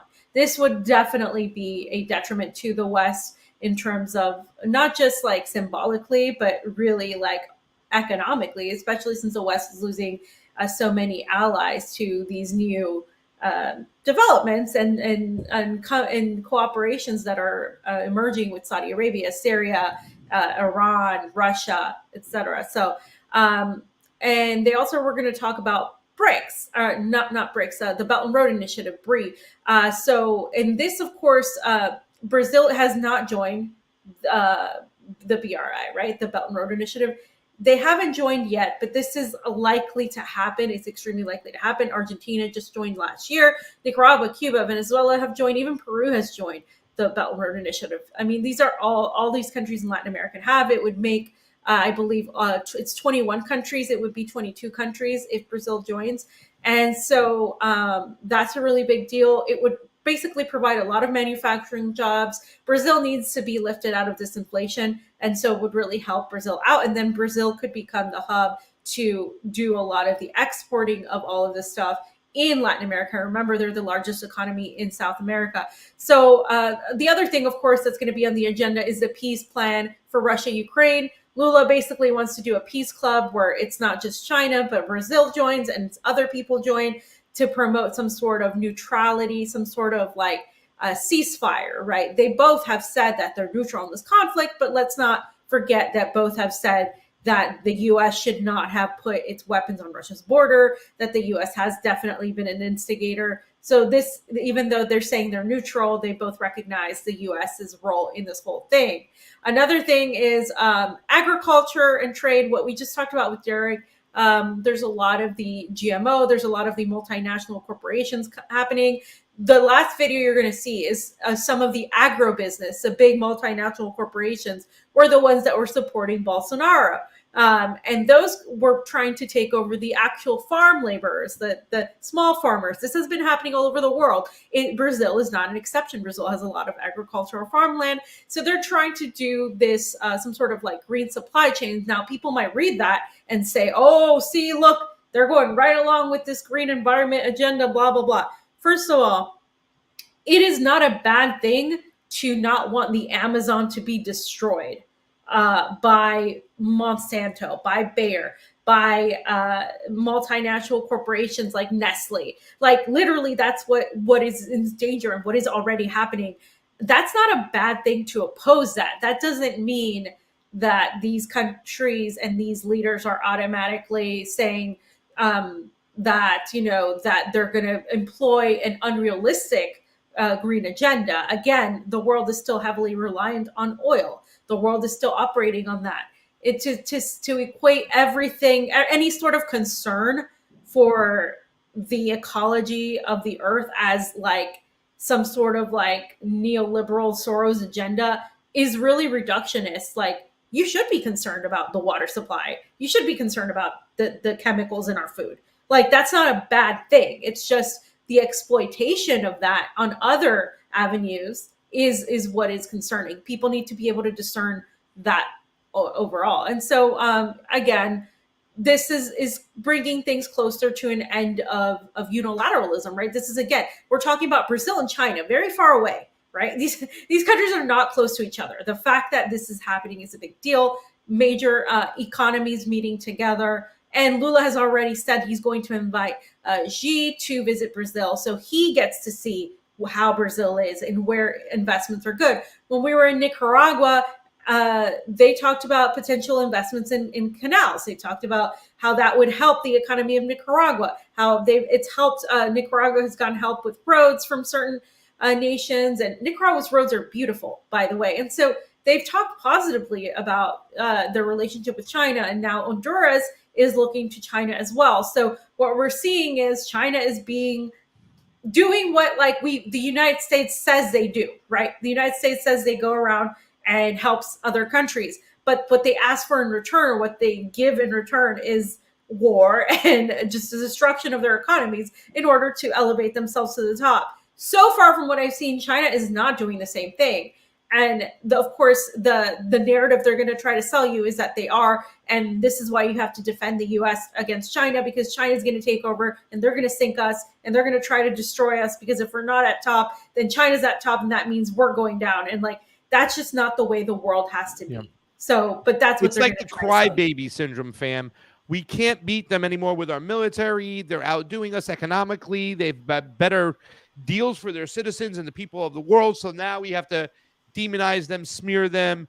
The conservatives and the neocons, the ones who are going after China, the ones who are going after Brazil, have the same attitude as the leftist liberal shitheads that go and just smear people just because they don't like their talking points or their rhetoric or their narrative. And since they can't argue on merits, they go after the person, and that's what they do. And that's what a lot of people on the conservative right and the populist right have been doing when it comes to Brazil and China. They don't even have an idea about what the fuck is going on. And they keep going, you see, you know what I'm saying? I love this tweet over here, fam. Please tell us about this here, because once again, like I talked about earlier, they kept on showing the Independence Day of Brazil and go, look at the Bolsonaro event. And then days after, during the whole time in between Lula's inauguration and the election, they kept showing pictures of these same events and passing them off like it was current times going on and the people were protesting against Lula, the communist, who's not even a communist. Go ahead, fam.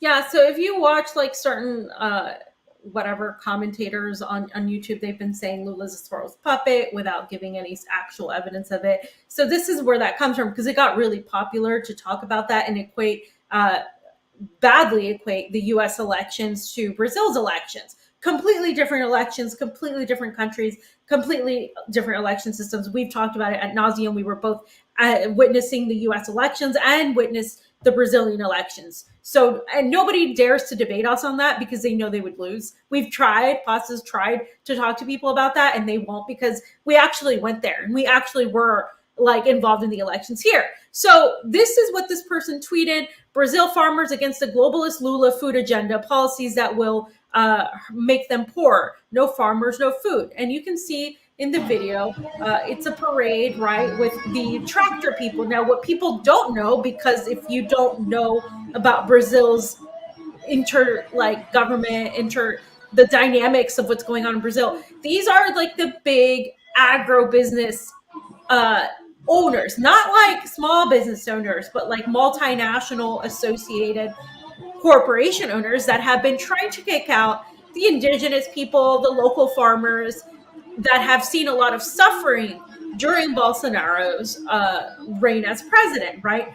And so they're painting it as like, oh, like these poor little farmers. That's not exactly the case. Further, this video is from last year during it was like the May 2022, what they called the attempted coup, which some people can debate whether that was a coup or not or whatever, but it was definitely U.S.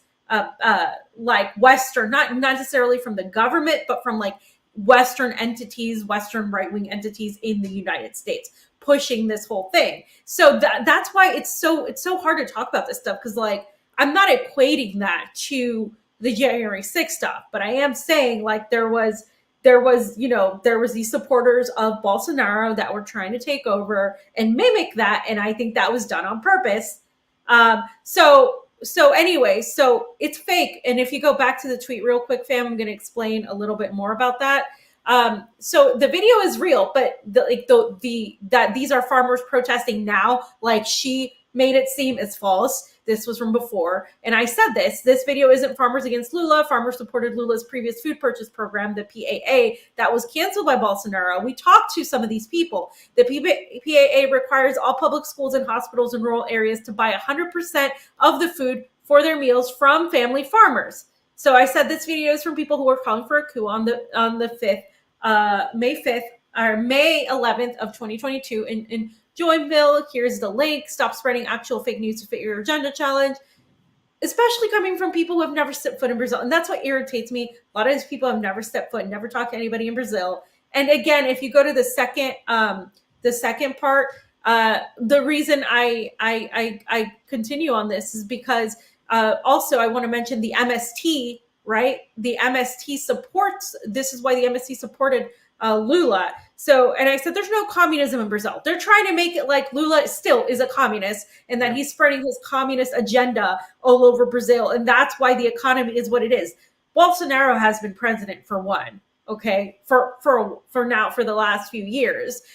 That wasn't communism. Lula is not a communist. If anything, he is like a left-leaning, like Democrat type, social Democrat type. And again, this policy was implemented in 2003. It was one of the first ones he implemented. And this is a reason why 70% of the food consumed in Brazil is produced by family farmers instead of the agribusiness corporations. This is why the farmers were upset with Bolsonaro, because he threatened that, and they wanted to be nationally food sovereign, right? This is a term we've talked about in Nicaragua, food sovereignty. And this is extremely important for a lot of countries in Latin America, especially if they don't want to depend on this sort of big agribusiness. And so again, like, this is why this is such an important meeting. And again, as Pasta was saying, they're going to try to twist this as Lula's in the pocket of China, that this is why Lula is this globalist. So they're going to still go on with it, even though everything they've been saying has been disproven to this point. So I just wanted to reiterate that. If you see videos like that on Twitter, make sure to double check, especially if they're from countries you don't know, and like lean on to the people that are from there, even if you disagree with some of their views or whatever. A lot of the journalists that live in Brazil or cover these regions know a lot more about it than some commentator on YouTube. And I'm not saying that to be like rude. I'm saying it because it's the truth. And I think a lot of people get accolades for doing lazy, what is considered journalism, and it's not. And they don't really actually do the work. It's getting really popular to talk about these things without actually doing the work. Like Derrick does the work. He really researches stuff. So does T-Lab and everybody there. But there's a lot of people that just don't, and they just kind of just make these theories just based on what's popular. And like, it's really makes our job harder, because then we have to go and be like, actually, no, this isn't what it is. And it's not as sexy to say to talk about everything that's going on in Brazil versus saying Lula is a Soros puppet. Oh my God, look how much of a globalist he is. Like, duh. And listen, there are things, you can have grievances with Lula. I certainly have them. I'd like to learn a lot more about the actual policies that's going on. But when we went there, we discovered a lot of things. We did sit down and talk with the MST for 3 hours, ladies and gentlemen, and they told us plain and simple, their biggest grievance with Bolsonaro was over land rights, that he took away the small farmers' land rights, that he ushered in all these multinational corporations. And it's like Fam had said her quote before, well, you got to pick your globalism, because isn't bringing in Monsanto, kicking out the small farmers and bringing in these multinational huge corporations, isn't that like a part of globalism? You know what I'm saying? They were very upset by that one thing more than anything. And they felt that Lula gave them the best fighting chance to get back their land. They even said to us, what Bolsonaro is trying to do, he's trying to get everybody outside the country areas and put them into the big city. Well, what does that sound like to you, boys and girls? That sounds like the fourth industrial revolution, right? So I've been still trying to figure out what the main incentive was for them getting rid of Lula at this time to bring Bolsonaro in. Sometimes it may look like it's once again, kabuki theater, a coordinated effort. But I think more than anything that the Trump administration wanted Lula out of the way because of Lula's ties to China. And that's the biggest reason why they wanted him out of there. Because there was even people within Bolsonaro's government, it's like, this guy's a little bit over the top and he's fucking up this relationship with China, whereas Lula started BRICS. You see what I'm saying, ladies and gentlemen? And they have every right to do business with China if China's going to give them a better deal. If he's going to get more food on the plates of his citizens, then so be it. And I think that really what Lula's done, I got to be honest with you, fam, the more we go along, the craftier I think he is, and the ability for him to actually get things done, whether you have grievances on the left or the right, you can't ignore that. He's getting things done. And you should have grievances with him. I have grievances with him. A lot of our anti-imperialist friends have grievances with Lula. A lot of them. We just also are able to see the reality of what's actually happening on that pragmatic level. Like, this is what is being done for the people of Brazil. It's really that simple. It's literally getting food on the table, as you said, more eggs in the refrigerator, more chicken, more meat. And that's literally what people think about, guys. Like, if you can't feed yourself for a few days, that's going to be on your mind more than anything. And this is what drives a lot. It's literally Maslow's pyramid of a hierarchy of needs, right? Like that's what it is. And that's how people think. And so if Lula's going to do something for his people, he's going to lower the poverty level. He's going to cut inflation. Doing business with China is going to help. There has never been any indication of him not doing that. So I agree with your analysis of that, of why the Trump administration wanted him out. And I do think that we're going to see a lot of smears. And so this is going to be talked about a lot in the next coming days. I'm going to be on RT in like shortly in the morning for me, later in the day for you guys. And so we're probably going to be talking about Lula's arrival and what he's going to be doing. There's going to be a lot of developments with Saudi Arabia and Syria. There's a lot happening right now in the global world stage, and there's a lot that needs to be analyzed and looked at, but not necessarily just from the perspective that is so just reductionist. You have to really understand the intricacies of these countries, which is why it's good to talk to people who are living in those countries, who have studied, who have, gone there personally, who understand the dynamics, because it's not always the same dynamics that we as the West are used to. There's different things that happen. So so we'll be learning more about that. I got one thing to say. So that's it for today, ladies and gentlemen. Thank you so much. You catch Fam back on the news desk on the Rumble or the Odyssey. Fam, what are your times this week so people can watch you? So I'll be on at 8 a.m. Moscow time, which is 2 a.m. Wait. 8 a.m. is 1 a.m. 1 a.m. Eastern time. It is 10 p.m. the night before if you're on the... So 10 p.m. tonight for all you people on the Pacific Standard Time Zone. 2 a.m. for us here in Eastern time, which means I will not be seeing Fam again until they move her hours up or back. But we love to see the clips. I'm glad that you post them up. Guys, tomorrow on the morning show, Miriam Hennon will be on there. She's the bee lady, and she's hanging out in Costa Rica, so she's going to come talk to us. She's always on the Union on the Unwanted and whatnot. Great guest. And on Friday morning, Sarah Higman, who's against, I believe she has the group Trans Against Groomers.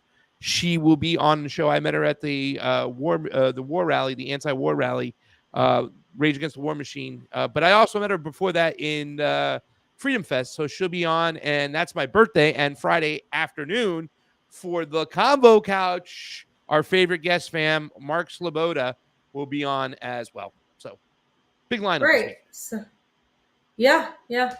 So thanks so much for watching, guys.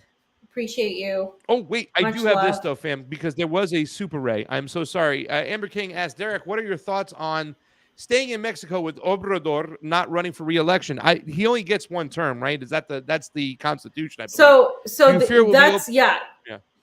So I was just going to say Mexico has the term, I believe it's 5 years.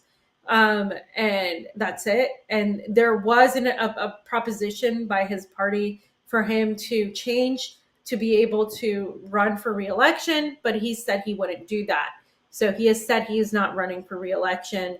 I do worry. I've asked this to Mexican, supporters of AMLO, and they said that they worry too. There's potentials, but it is something to be worried about. I mean, it is. I mean, with everything that's happening, they said it could go one way or the other.